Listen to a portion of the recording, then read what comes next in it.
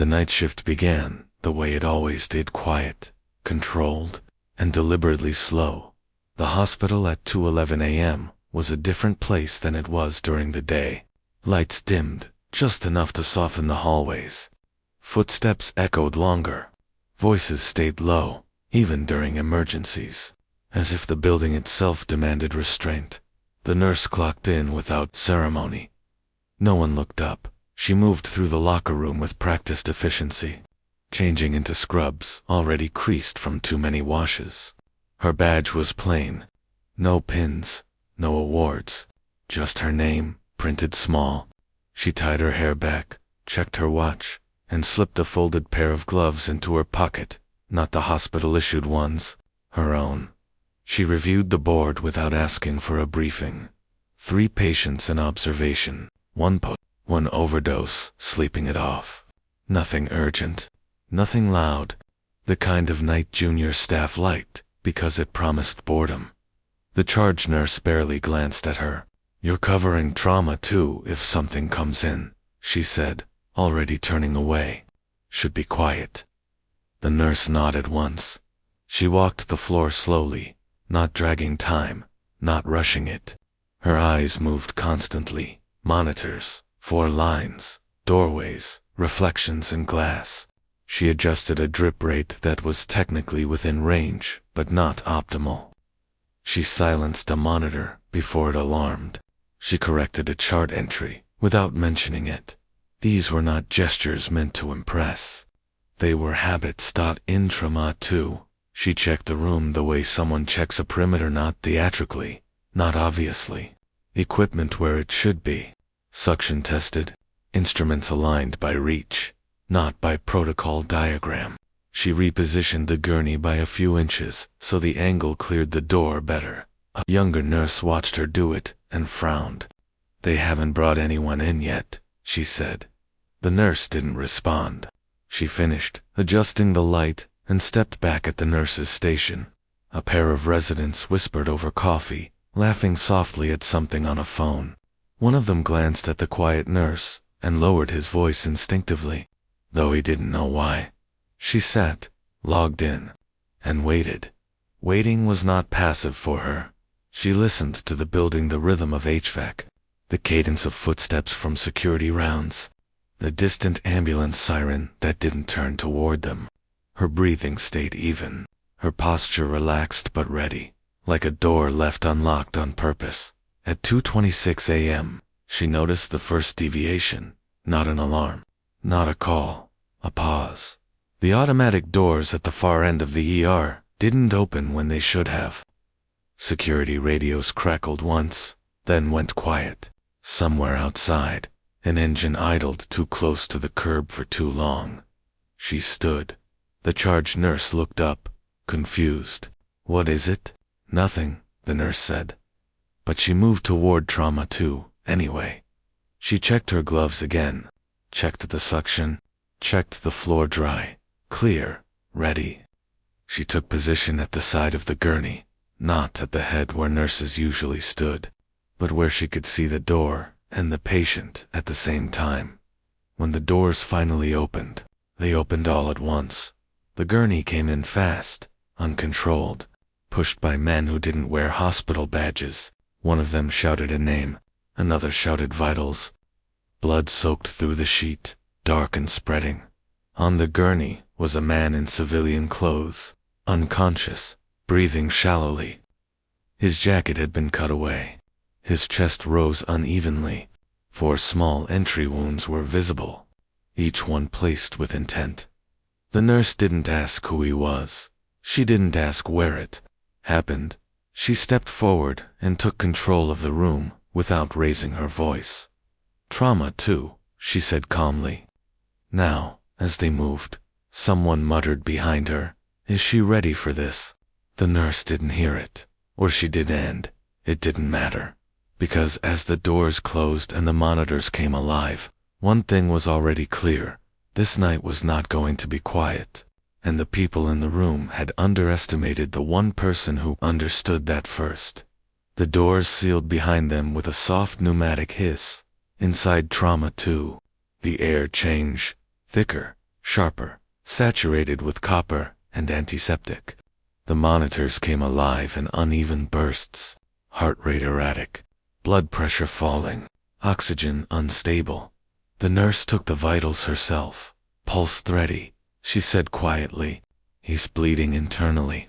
One of the men who'd pushed the gurney, broad shoulders, close-cropped hair, jacket zipped too high for indoors, answered too quickly. He was hit in a robbery. Ambulance couldn't wait. She didn't look at him when she spoke again. Remove what's left of the clothing. As the scissors worked, more details emerged. The wounds weren't random. No tearing. No wild spray. For clean entry points, spaced with intention. Too high, too low. No exit wounds. A resident leaned in, frowning. Where's the trauma report? We need the EMT. They're gone, the charge nurse said, finally uneasy. They didn't sign in. The nurse's eyes lifted for half a second, just long enough to confirm what she already knew. The men who had brought him in were gone too. No lingering questions. No pacing. No panic. They had delivered him and vanished. She pressed gently along the patient's ribcage, feeling for instability. Her touch was precise, economical. She counted breaths without moving her lips. When the patient coughed weakly, she adjusted his airway before the monitor dipped. Prepped for imaging, the resident said. We need to see where the rounds are. The nurse nodded, already moving. She slid an IV with one smooth motion, taped it cleanly, and hung fluids without being asked. Her hands didn't shake. They never rushed. As they rolled him toward imaging, she caught sight of something half hidden beneath dried blood at his waistline, a clipped badge, bent and torn from its chain. The lettering was obscured, but the seal was unmistakable. She didn't react. Inside the imaging room, the tech hesitated. He's crashing, he said. We might not have time. We don't have time not to, the nurse replied. Her voice carried no authority on paper, no rank, no title beyond her badge. But it settled the room anyway. The scan began. The images came up one by one, and the room fell silent. 4 rounds, not scattered, not lucky hits. Each one lodged near something vital, but not immediately fatal. A lung grazed but not collapsed. A round resting against muscle instead of artery. Another embedded close to the spine, angled to avoid bone. Someone exhaled slowly. This wasn't random, the resident said. No, the nurse agreed. She studied the screen longer than protocol required, tracing paths with her eyes, reconstructing angles. Whoever had fired knew anatomy. Whoever had survived knew how to keep breathing through pain. OR is tied up, the charge nurse said. We're going to have to stabilize here. The nurse didn't argue. She began preparing anyway. As they moved the patient back, footsteps echoed in the hallway, heavier now, measured. 2 uniformed security officers appeared, followed by a man in a dark jacket who didn't look like hospital staff. He didn't introduce himself. He simply watched. The nurse noticed him immediately, not because he was imposing, but because he stood too still. His eyes tracked hands, exits, equipment. Not the patient who authorized this, the charge nurse whispered. No one answered. The man's gaze settled briefly on the nurse. Not curious, evaluative. Then it moved on. The patient's blood pressure dipped again. An alarm started to rise. The nurse silenced it before it peaked. She leaned close to the patient's ear and spoke softly, not encouragement, not comfort, just information. Stay with me. Breathe when I tell you. The patient didn't respond, but his breathing steadied slightly. Outside the room, voices lowered. A phone vibrated once, then stopped. Someone said a name, then corrected themselves and went quiet. The nurse prepared instruments that were not standard for bedside stabilization. She chose them carefully, laying them out in an order that suggested forethought rather than improvisation. The resident noticed. We're not cleared for that, he said. We're not doing it yet, she replied. She met his eyes for the first time, Calm, unchallenging, unyielding. The man in the dark jacket watched her a second, longer this time. Something had arrived at the hospital tonight. Not just a wounded man. And whatever it was, it had come looking for someone who knew exactly what to do next. The scan confirmed what the nurse already knew. None of the rounds could stay where they were. 2 were pressing against soft tissue that would swell within the hour. 1 was slowly migrating with every shallow breath the patient took. The 4th sat close enough to the spinal column that a single bad movement could change everything. Surgery would have been ideal. Time made that impossible. OR says 40 minutes minimum, the charge nurse reported, voice tight. Maybe more. The resident swore under his breath. The nurse didn't react. She stepped closer to the monitor, watching trends instead of numbers. Pressure falling in increments too smooth to be accidental. Breathing shallow but controlled. The patient wasn't panicking. He had been trained not to. We can't move him like this, the resident said.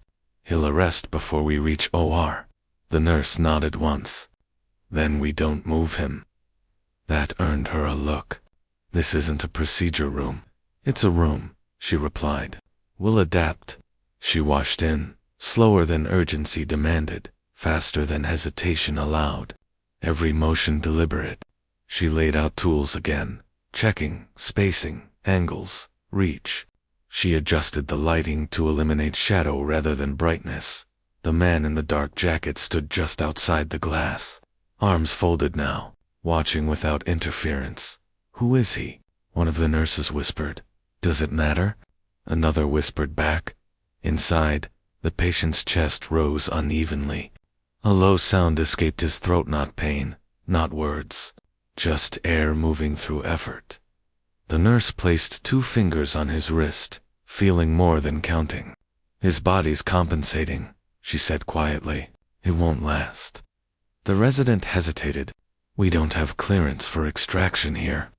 She didn't argue policy. She adjusted reality. We do if the alternative is losing him. Silence followed, not agreement to acceptance. She began with the least dangerous round, choosing position and timing with care. She explained nothing unless asked. Her hands moved with an economy that suggested repetition, not improvisation. When blood welled, she controlled it instantly. When the patient's breath hitched, she paused, not to reassure him, but to let his body catch up. She watched the monitor without staring at it. The first round came free cleanly. She placed it in a tray. Without comment, the second required repositioning. She adjusted the gurney by centimeters, altering the angle of access. The resident noticed the change, startled by how much it mattered. You've done this before, he said before he could stop. Himself she didn't answer. The third round was the problem. It sat deeper than the imaging suggested, closer to a structure that couldn't be damaged. The nurse slowed further. She waited through 2 breaths, then 3.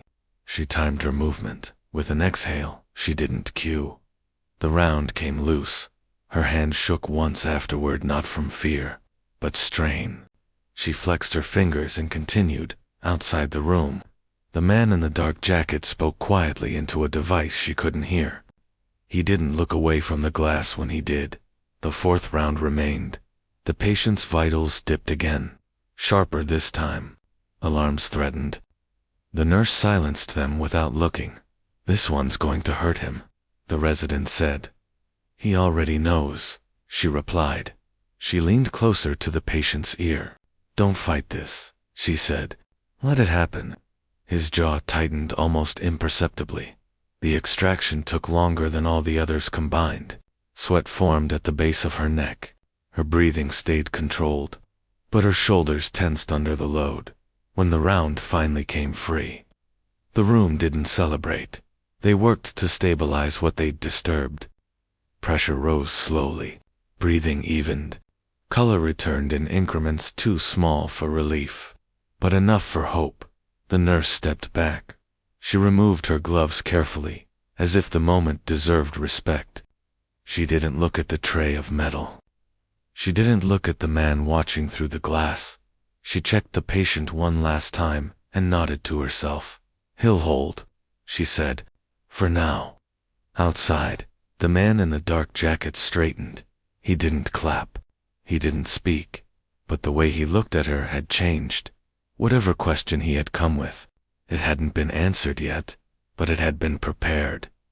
They moved the patient into a holding bay without announcement. No rush of staff. No overhead call.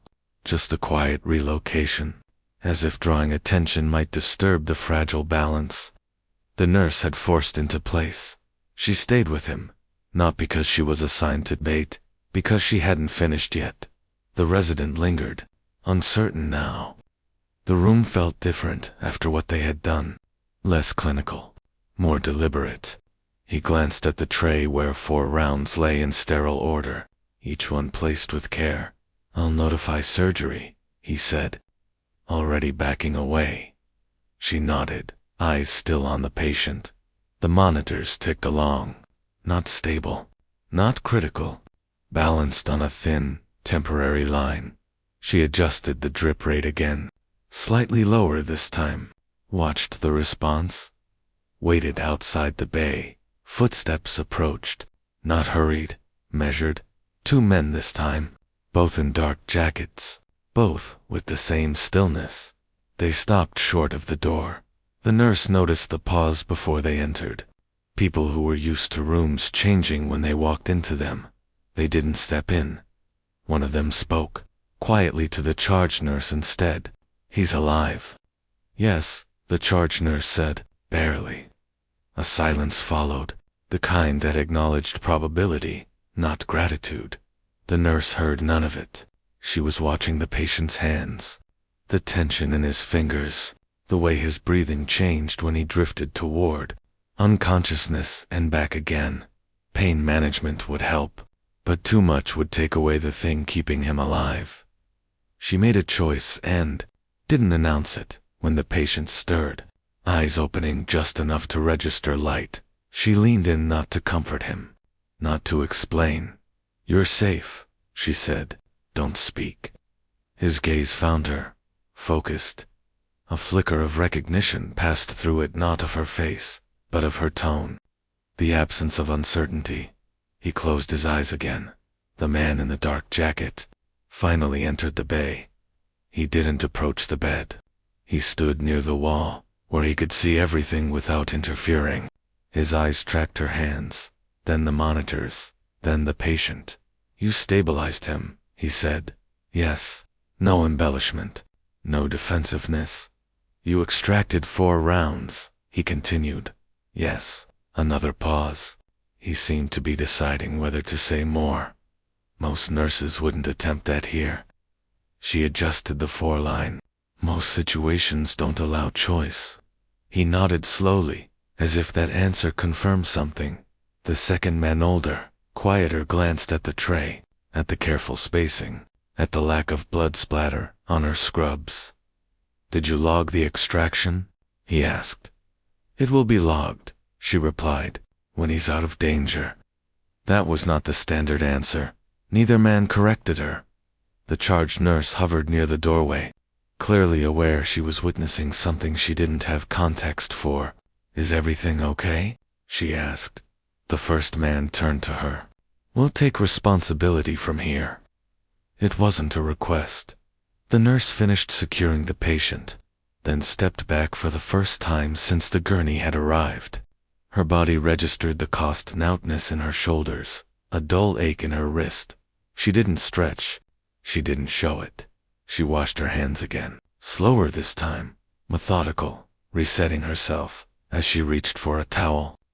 The older man spoke quietly, not to the room, but to her. "You didn't ask who he was." She dried her hands. It wasn't relevant. He studied her face for a long moment. "No," he agreed. It wasn't. Outside the bay, radios murmured. Security presence increased, not visibly, but effectively. Doors that had been open earlier were now closed. Elevators paused longer between floors. Something was being contained. The nurse signed out the immediate care notes and stepped aside, allowing others to fill the space she vacated. She didn't linger.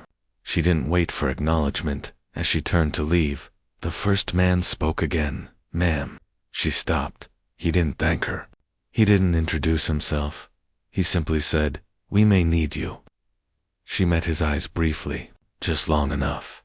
"If you do," she said, "you'll know where to find me."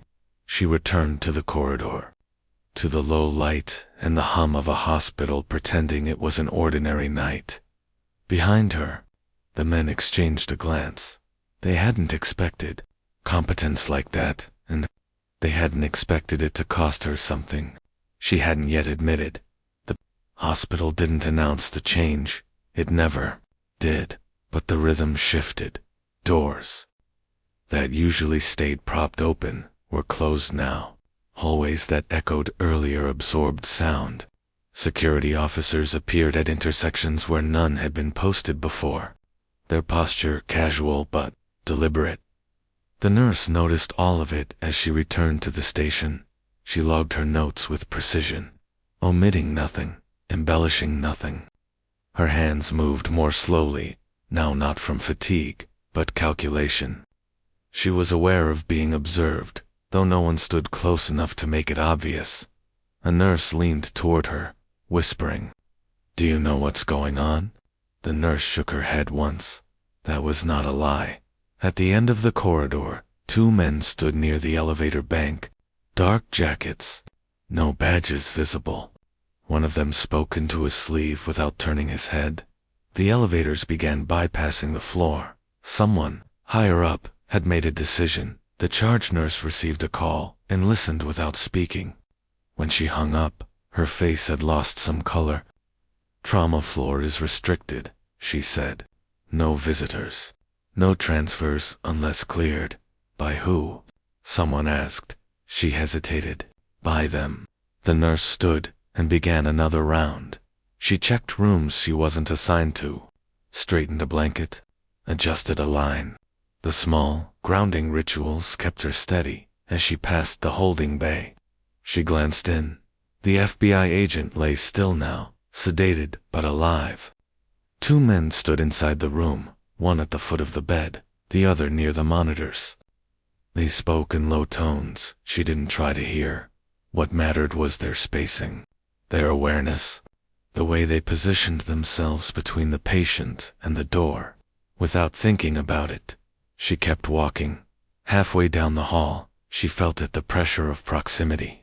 Someone falling into step beside her without matching pace. "Ma'am." The same voice as before. She stopped. He stopped with her. "We've identified a secondary risk," he said quietly. "Related to the patient?" She waited. "There may be an attempt to access him before he's transferred." "In the hospital," she said. "Yes." She considered that. "Then your perimeter is already compromised." His expression didn't change, but something in his eyes sharpened. "Explain." "You're watching entrances," she said. "You're not watching patterns." She gestured lightly down the corridor. "People who don't belong will move differently. They'll hesitate where others don't. They'll avoid eye contact too deliberately, or seek it." She resumed walking. He followed. "You've seen this before," he said. She didn't answer directly. "I've seen hospitals during real emergencies," she said. "This doesn't look like one yet. That's the problem." They stopped near a nurse's alcove. From there, the entire trauma wing was visible in reflection. "What would you change?" he asked. She thought for a moment, not long. "Reduce visible presence," she said. "Increase unpredictability. Move him sooner than you plan. And don't tell everyone at once." "That's already in motion," he said. "Good," she replied. "Then don't change it because I said it." A faint smile touched his mouth. It disappeared just as quickly. "There's something else," he said. "We found the bullets." "In the tray," she said, double quotes. "Yes. But also where they came from." She waited. "They're unmarked," he said. "Specialty rounds. Restricted." She nodded once. "You recognized them," he said. "Not a question." I recognized the injuries, she replied. They stood in silence for a beat. The hospital hummed around them, oblivious. Finally, he spoke again. You're not assigned to the holding bay anymore, he said. She looked at him. You're assigned wherever we ask you to be. That was closer to an order than anything he'd said so far. She considered it, then nodded. As long as patient care comes first. It does, he said. That's why we're talking to you.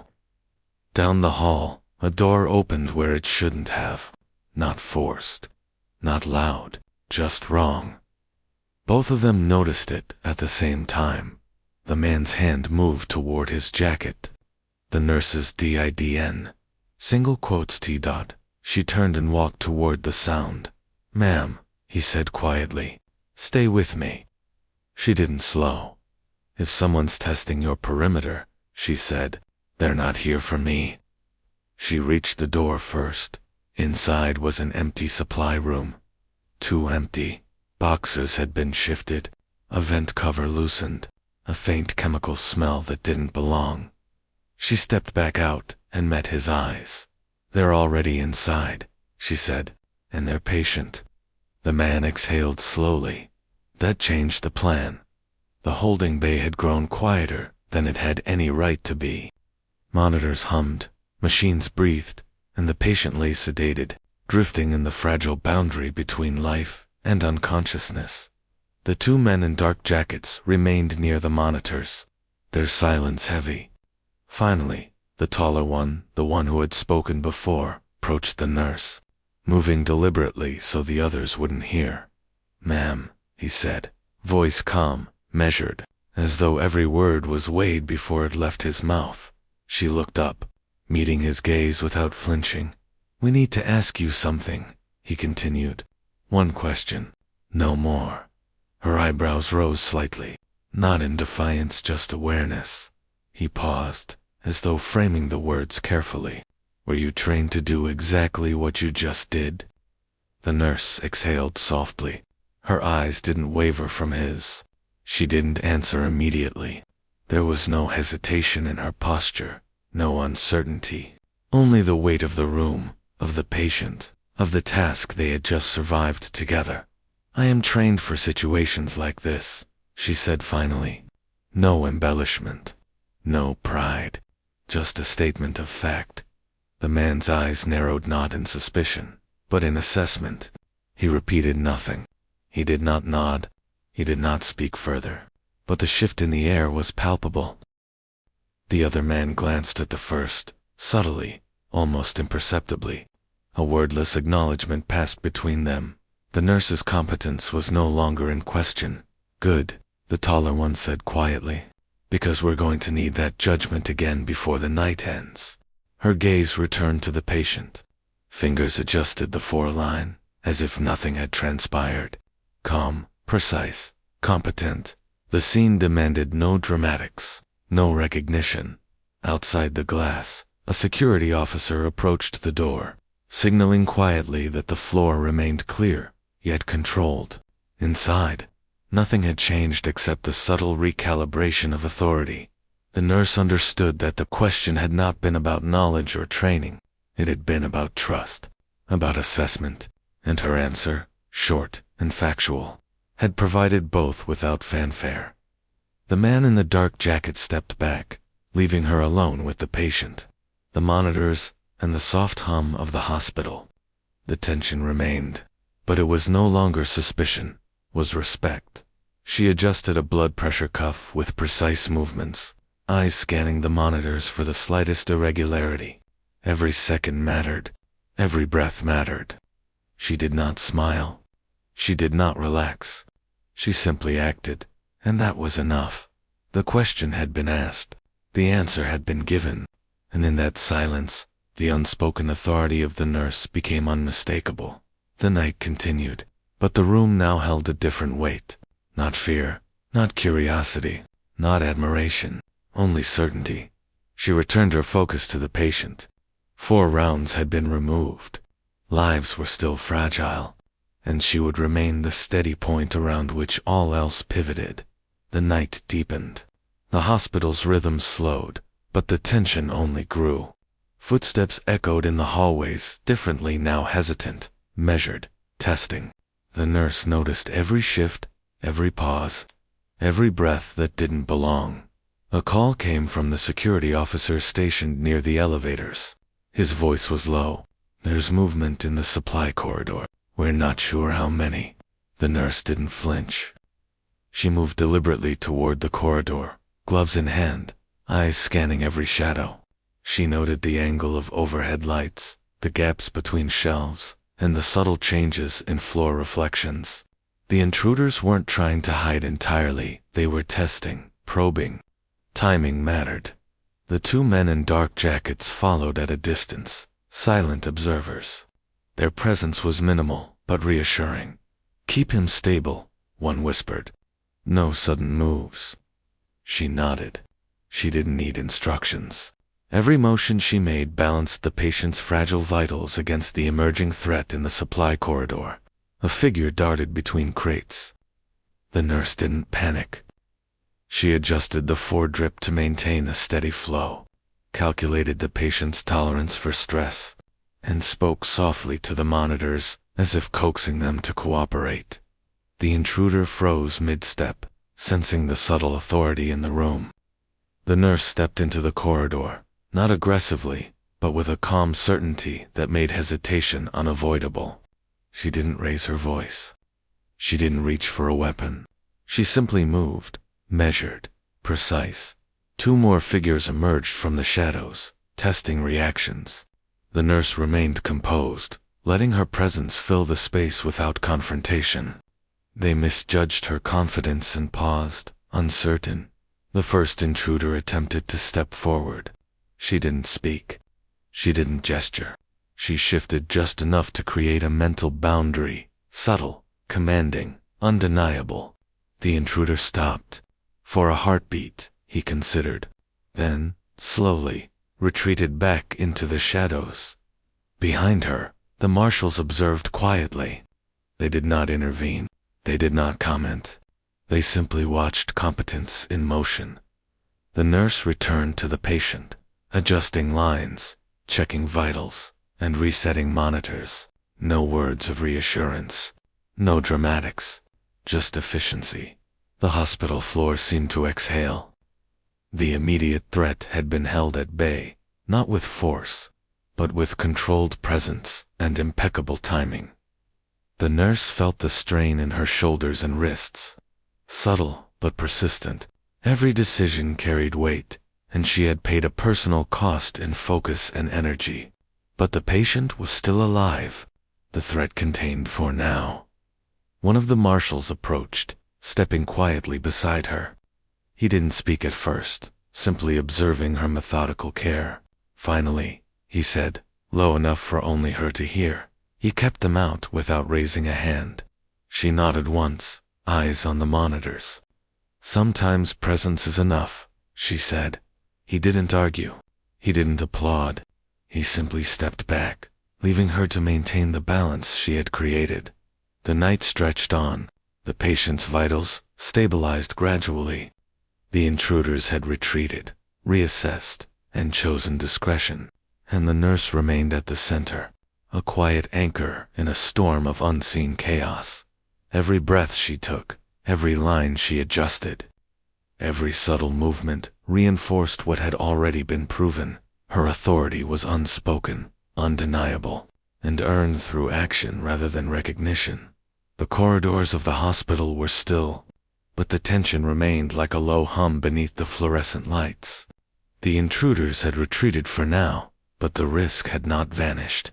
Every door, every shadow, every faint sound could signal movement. The nurse stayed with the patient, lines secured, IV steady, monitors ticking with a fragile rhythm. She checked each reading deliberately, adjusting drip rates by the smallest fractions. Every decision balanced care against the unknown threats that lingered just beyond the glass. The marshals observed quietly from the periphery, their presence acknowledged but not intrusive. They had not issued orders. They had not taken control. They were here to verify, to assess, to understand, and they were learning.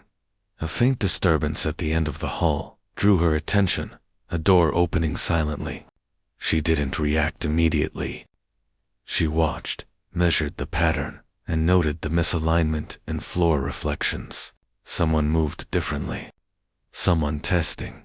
She didn't shout. She didn't reach for a weapon. She simply positioned herself between the patient and the potential threat. Her body language, her calm readiness, created a psychological boundary. The intruder paused, sensing the unspoken authority. They assessed, reconsidered, and withdrew, not defeated, but unwilling to engage further. The night nurse had held the line without escalation, without violence, without exposure.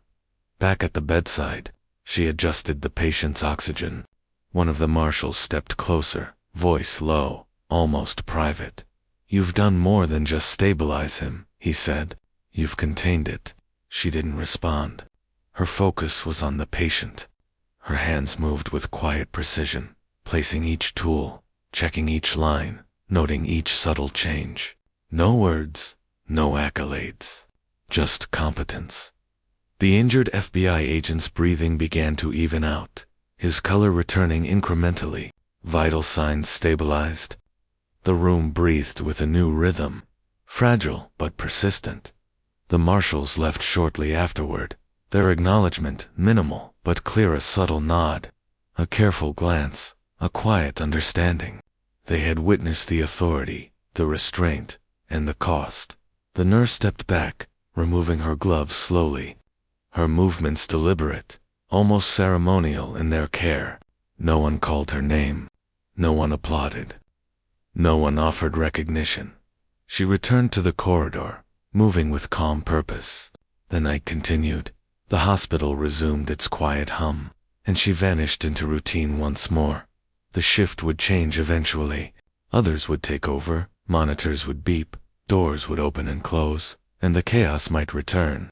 But for now, the immediate threat was contained, and she had done it without a spotlight. No one needed to know her name. No one needed to see her face. They only needed to survive, and she had ensured that they would. The hospital was quiet again, but the presence of one person had shifted everything.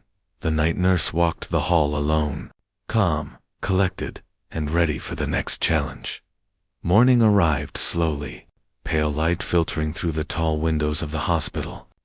The night had passed, but its echoes remained, the faint hum of machines, the scent of antiseptic mixed with old blood, the subtle tension in hallways that had yet to fully dissipate. The patient, the wounded FBI agent, was now stable. Monitors showed regular rhythms, and he rested, sedated but alive. No fanfare marked the progress. No celebration filled the room. Just quiet, controlled continuation of care. The nurse walked the corridors, checking each room as she went. Patients slept. Machines hummed. Other staff moved slowly, unaware of the extraordinary night that had just passed. She made minor adjustments, tightened a line here, straightened a blanket, their small gestures that mattered more than words. At the nurse's station, the marshals approached briefly. They didn't linger. They didn't issue orders.